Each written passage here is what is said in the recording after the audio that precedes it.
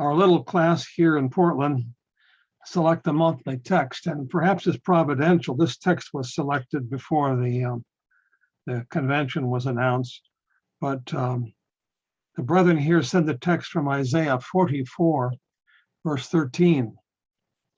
For the Lord thy God will hold thy right hand, saying unto thee, fear not, I will be with thee.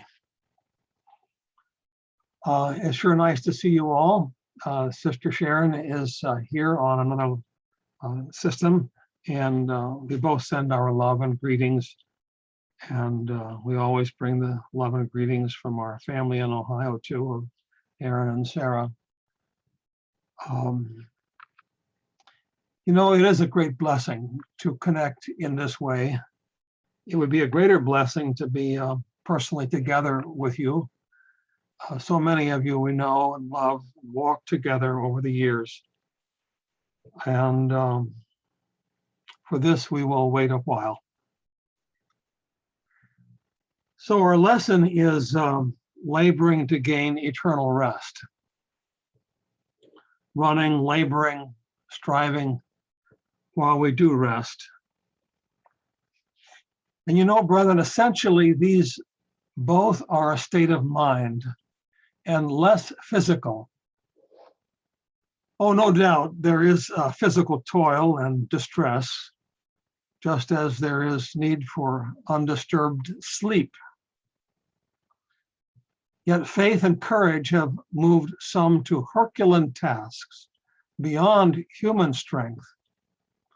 It was so with David, who fought a lion, a bear, and Goliath. And then divine peace also brought composure and rest for Daniel in the den of lions, and also for the 3 Hebrews in the fire. So where does this state of heart and mind lead us? While we acknowledge a rest of faith that belongs to the present life, and this has been well explained, Paul also speaks of a future rest for which we now labor. And so for a moment, we'll consider Hebrews 4, 8 through 11. If Jesus had given them rest, then would he not afterward have spoken of another day? For he that is entered into his rest, he also hath ceased from his own works, as God did from his. Let us labor, therefore, to enter into that rest, lest any man fall after the same example of unbelief. So even now, we labor to enter into that greater rest. Yet the rest also begins now. We find this little comment on reprint 5909. Brother Russell says, we who have believed do enter into rest, says the Apostle Paul.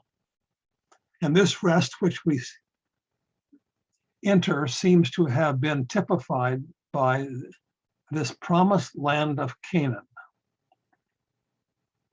You know, when leaving Egypt, the Hebrews might have promptly entered into that promised land, except for the report of 10 spies, and with fear of unbelief of the people. They might have entered into the land by faith just then, but their labor was extended for another 40 years.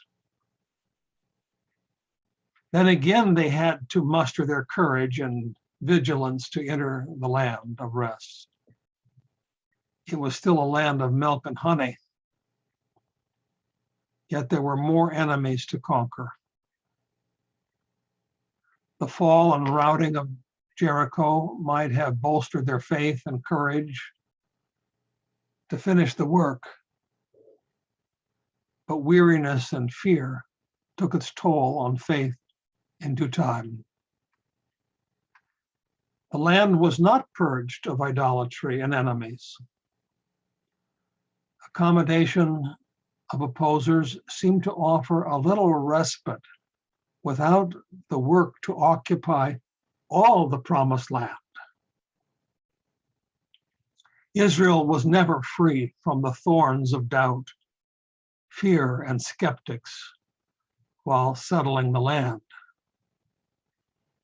And the toil with unbelief continues even into this day with some. The courage and labor to enter through open doors seem so easy and natural to do. Yet reluctance and procrastination only brings greater afflictions. This can be noted in at least 2 other occasions with natural Israel also. So we want to look at these. First, Israel failed to even properly use the Sabbath and Jubilee rests because desiring to reap some temporal bounties. For this, they endured 70 years of desolation and removed to Babylon. Then the door returned to the land was opened by King Cyrus. But you know, only about 50,000 returned, according to Ezra 2, 64 and 65. What about all the estimated 1.5 million and maybe more from the pre-exile tribes of Israel and Judah? All were offered the opportunity,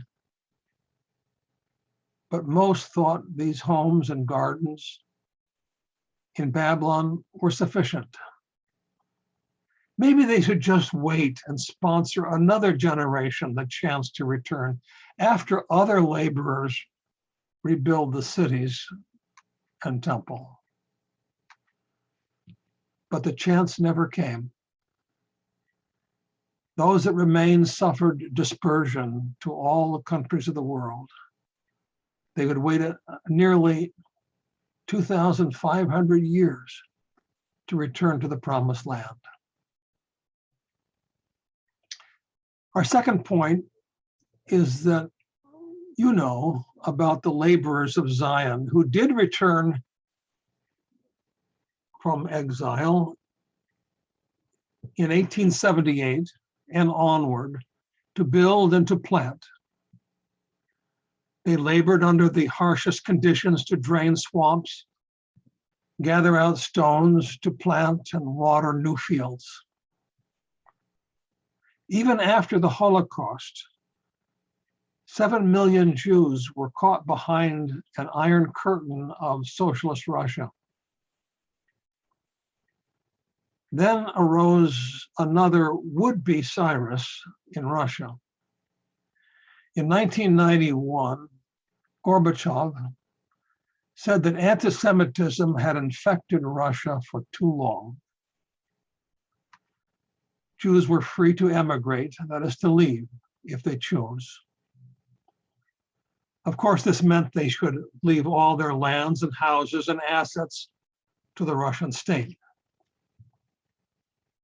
Well, more than 500,000 jumped at the opportunity to go to Israel and start a new life.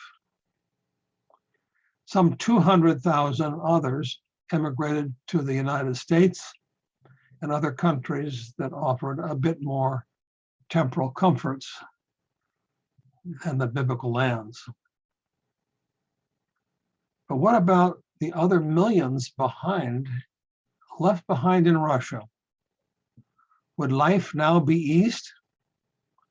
Perhaps their traditional faith could be protected in this new socialist culture. Yet all too soon, the door slammed shut with them left behind. They could no longer freely leave, and most of them remain there today.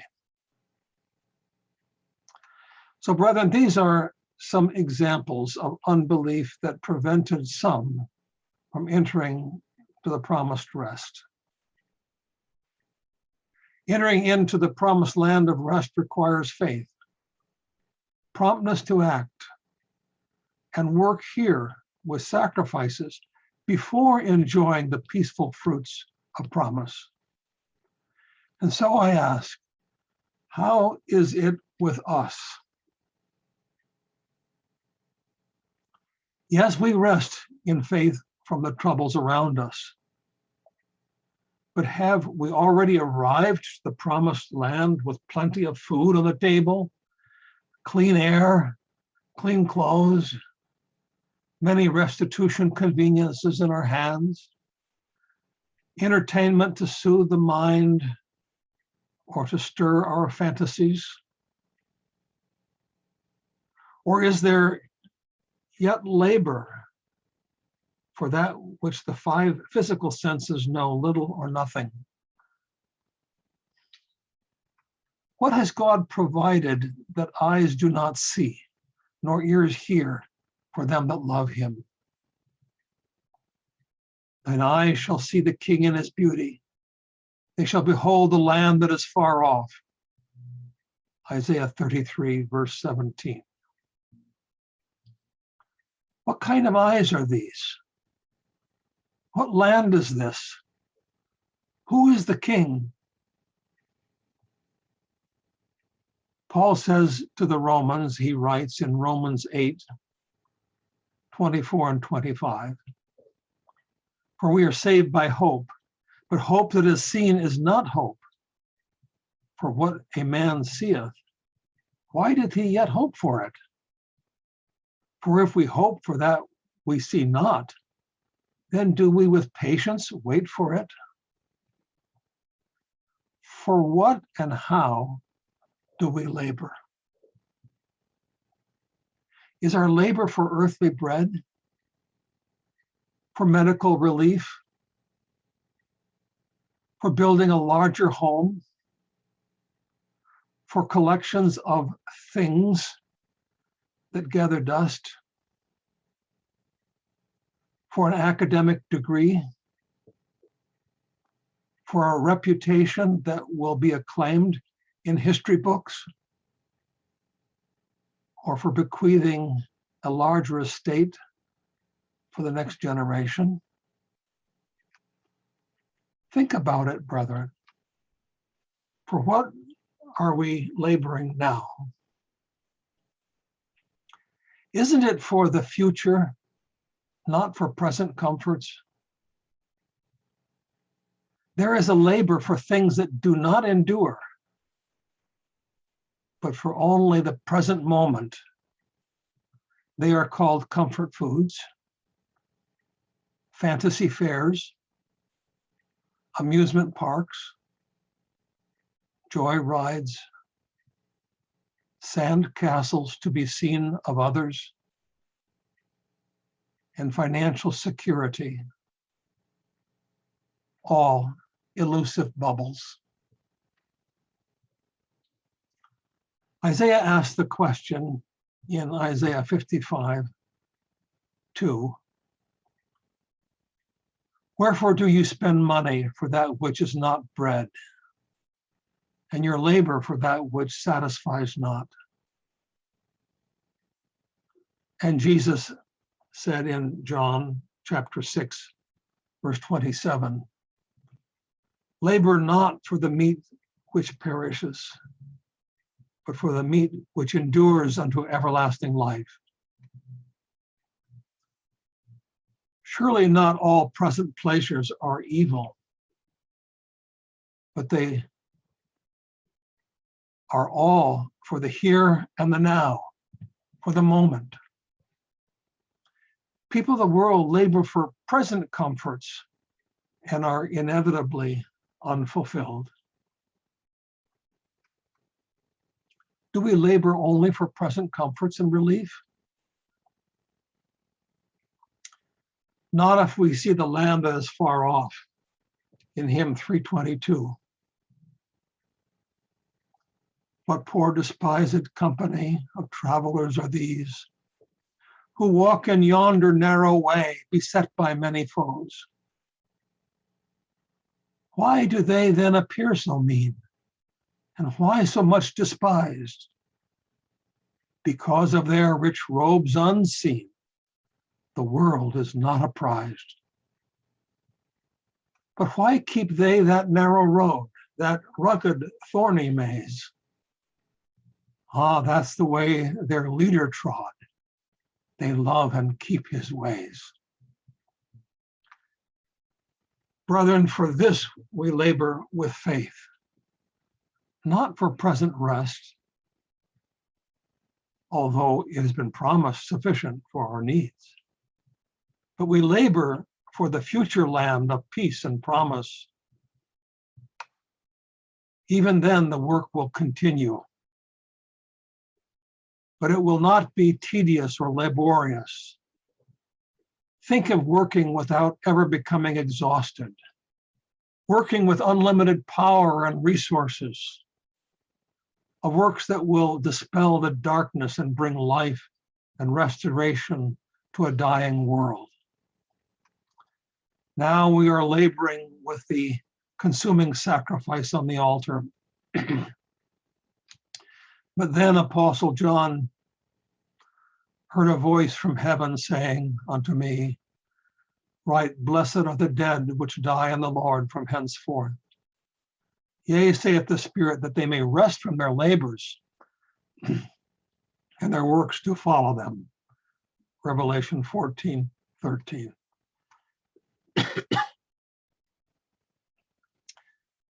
Now it has been said that the great work is mainly a work within, for the new creature.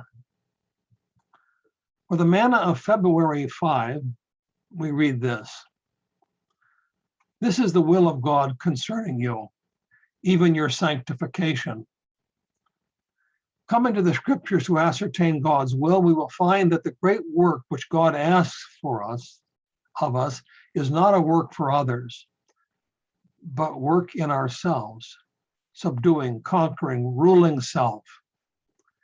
Everything else, therefore, our service for the household of faith and our doing good unto all men by home and foreign missions and so forth, is subservient to this most important work within.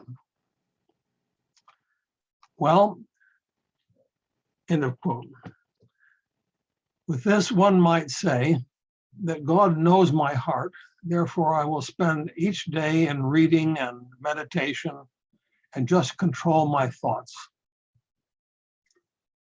Well, this is not the intent of the text nor Brother Russell's comment. The new creature work is largely developed when we use and work with the consecrated heart. Notice he says these external endeavors are subservient to the most important work within. In other words, we cannot depend on the outward work without inward work, but both are necessary. One is not sufficient alone. One is not sacrificed for the other. The outward work serves the primary work within.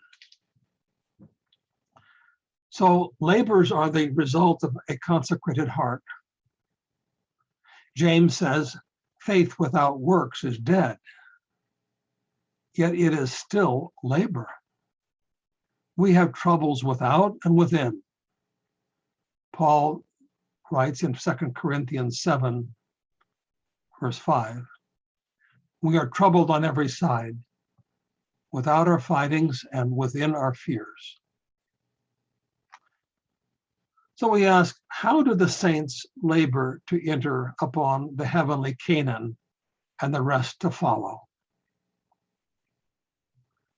You know, brethren have given up lucrative but demanding jobs or taken an early retirement in order to give more time to studies, meetings, conventions, service, and a witness work. Some have moved from the frenzy of worldly cares to a more simple environment and demands in order to serve more directly. Some have given countless hours of weariness to reach others and support the harvest work. Then there are those who labor 2 by 2, where a wife takes one part of the spiritual labor and the husband another. And together they trim earthly encumbrances in order to support each other and further the message of truth. There is a little history of Brother Oleshinsky, who died in 1930 at 73 years of age. For 38 years of consecrated life, he labored to share the truth message. He traveled repeatedly to Poland to confirm the wheat in the harvest field, sometimes months or a larger part of a year away from home in Chicago. When the First World War broke out, he could not return for a year and a half. All the while, Sister Oleshinsky maintained their home for him to return to Chicago to his rest and continue the translation work. Here are a few words about her service in the 1930 Reunion Convention report. And we read, "It is not amiss here to mention that during his prolonged absences from home, Sister Oleshinsky was faithfully managing the home and nurturing their 5 children. The Oleshinsky home had become a Polish Bethel, to which many of the friends would bring their troubles and misunderstandings. It was Sister Oleshinsky's lot to comfort them while entertaining with whatever bounty her limited store could provide. Indeed, there were times when not even a crust could be found to feed 6 souls. But somehow things always turned out right and always will, while there is an ever-abiding faith in him who bade us seek first the kingdom of heaven and his righteousness, and all things needful will be added unto us." End of the quote from that little report. There are those who labor to bring rest for others, not for themselves. Their names are seldom sung in history books, but their names are in the divine book of life. There are those comforters in Zion who take the time to apply the medicine of hope and peace to troubled souls, or to share or lift some burdens of fainting sojourners in the narrow way. Yes, there are still Marys who anoint the feet of the Master with expensive oil of tears. Such services are not considered burdensome, but joyful labors.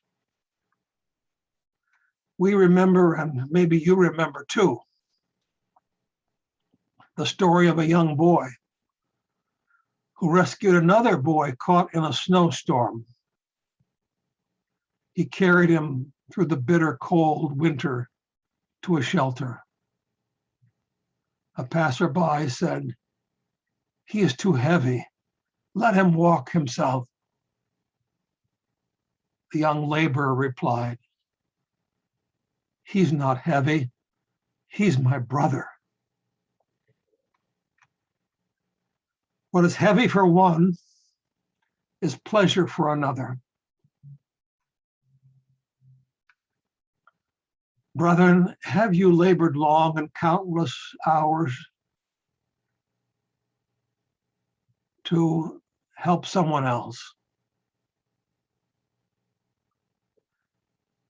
There are those that have labored long to copy, record, transcribe, translate, and preserve the truth message for another generation so that it might not be left behind and lost afterward and forgotten after their own footsteps have passed and their voice is silent in the grave. There are those using their time and technical talents to transcribe the truth on the internet at no cost to the reader at all. But it has cost. It's had a cost for the scribe.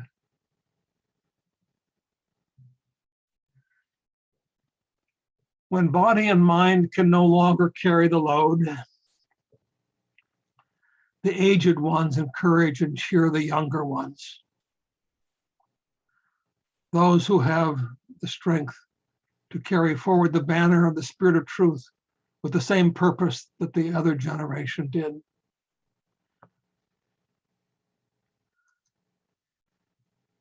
Sharon likes to tell a story about a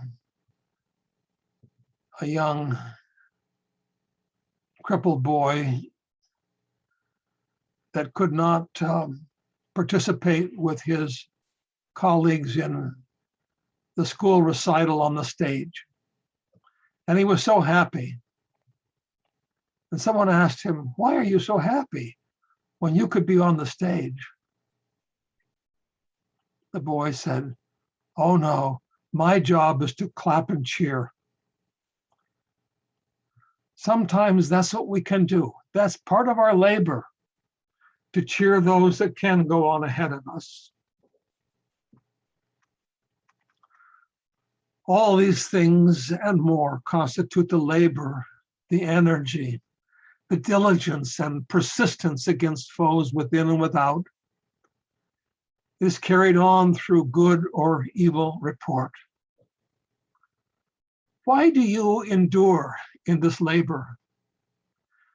Has it brought you honor, acclaim, or profit in this life? No. According to Hebrews 4, verse 9, it is a rest that remains hereafter.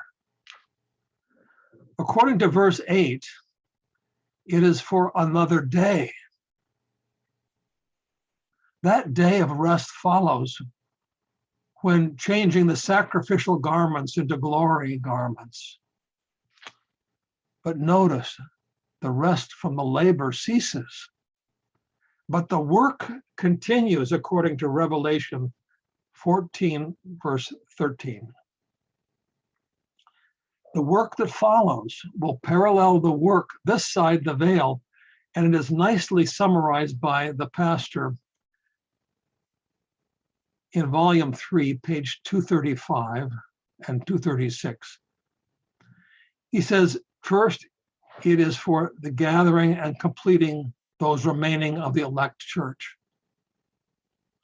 Secondly, for declaring unto Zion, natural and spiritual, thy God reigneth. And thirdly, declaring the tidings of the kingdom, both its judgments and good tidings. We labor with this now in this work. The labor will cease, but the work will continue. Then after removing the old world systems, then we'll continue another work of writing the new law covenant in the hearts of mankind. The law shall go forth from Zion, and the word of the Lord from Jerusalem. This law of giving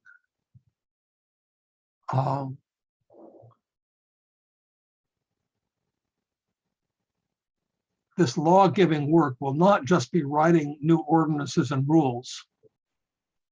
It will be organizing new programs for those returning from the grave.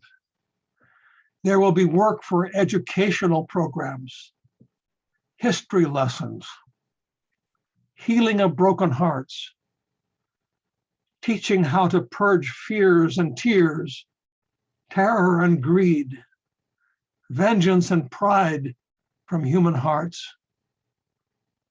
Oh yes, that work will continue to restore the earth to what was first offered and lost and then returned from Eden. But this work will not be tiring. It will not be exhausting to restore the dying child to a mother's arms and the lost parents to the orphans. There will be the work of comforting and reconciling the murderer and his victim. The exploiter and the exploited must be reconciled. That is your work. The tongue of the liar must confess the truth. Isaiah 35, verse 6. Then shall the lame man leap as a hart, and the tongue of the dumb sing. For in the wilderness shall waters break out, and streams in the desert. And brethren, that is the work for which we labor now, but which will be executed with total confidence and repose in the eternal purpose of the Almighty. Only when we have this vision before us are we enabled to endure now. Without the vision, we too would perish. Now the word labor, and you know this, it's been stated before, means something more than toil. It means to be diligent, persevere. It means earnest endeavor. Why must we persist and persevere? The reasons are various. It is normal for runners in a race to begin with great endeavor and vision for the goal. Oh, wonderful if it could be all concluded in a day, a week, or a year. But after 10 years, the way becomes routine. We're cumbered with additional responsibilities. Higher education takes our time and strength. And now a family deserves our attention. Rising cost requires additional business endeavors. It seems all I can do is to get to the meetings, and I'm not preparing as I once did or wished to do.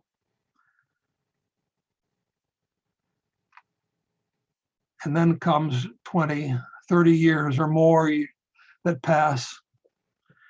The challenges increase even more. My health and stamina are not what they used to be. Diversity among brethren are more troublesome than ever. Witness opportunities seem to be less and fewer. Fewer are willing to even listen or care about my message. So many things around me are deteriorating or breaking and need repair and replacing. The brethren, the meetings will have to wait until I get through this. Anyway, things I do or say are not much understood or appreciated.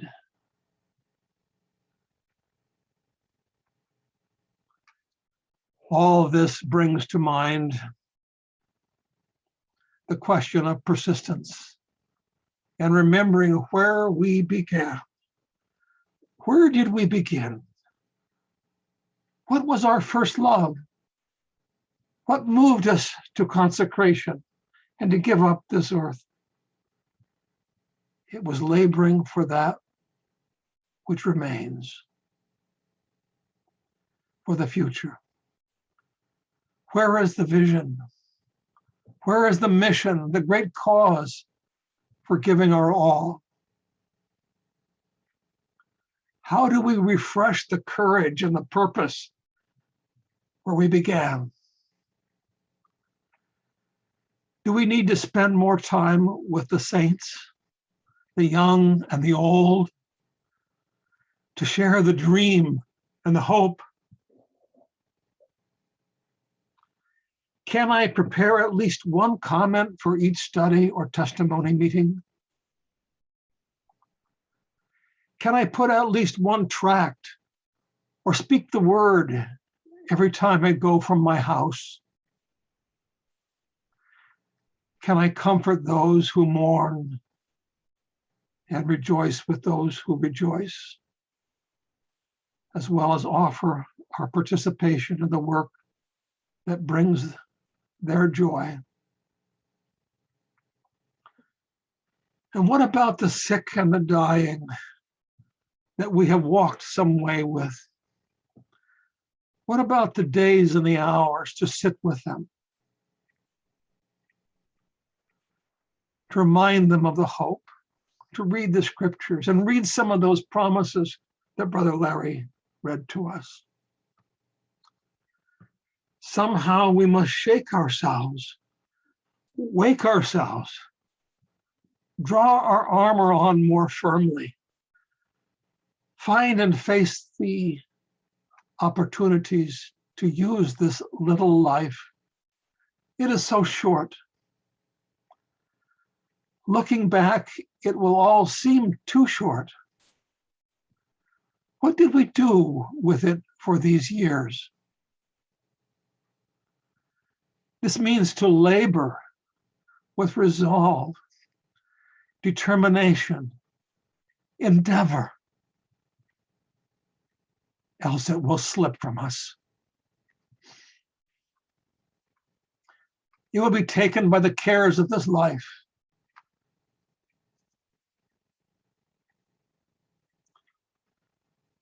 Of course, this is with the rest of faith that we remain during this life, but more so with the eye to the rest that remains for those who persevere unto the end. 1 Corinthians 15:58. Therefore, my beloved brothers, be steadfast, immovable, always abounding in the work of the Lord, knowing that in the Lord, your labor is not in vain. Labor for that which will be. We labor now for that which shall be. Yes, we are at peace, content, knowing that it will come. And so what matters it if we are not understood or appreciated now? What matters it whether others will hear or forbear with our message? What matters it if we receive criticism or rebuke? What matters it if we are exhausted at the end of a day? Labors that changed the course of history and touched the lives of mankind were largely unappreciated, misunderstood, or just ignored in their lifetime. Here are a few examples. Arius, that early, courageous Christian. He was excommunicated by Trinitarians for his faith in the singularity of the Father and the first creation, his Son, the Logos. He retreated from public eye to teach the poor and the humble. Wycliffe denounced the authority of the clergy to interpret scripture and labored long and hard to translate the Bible from the Latin Vulgate into Middle English. His works were burned and all seemed to be lost. But his example became the foundation for others to carry the torch, such as Tyndale, Luther, Coverdale, until the Bible was carried into every language on earth. And then there was that man, Gutenberg. He died in debt and in poverty. But his press brought the printed word to a hungry world after he died. Newton and Einstein were accredited with math and science. But when their labor turned to understand the Bible and the Creator, they were considered eccentric and senile.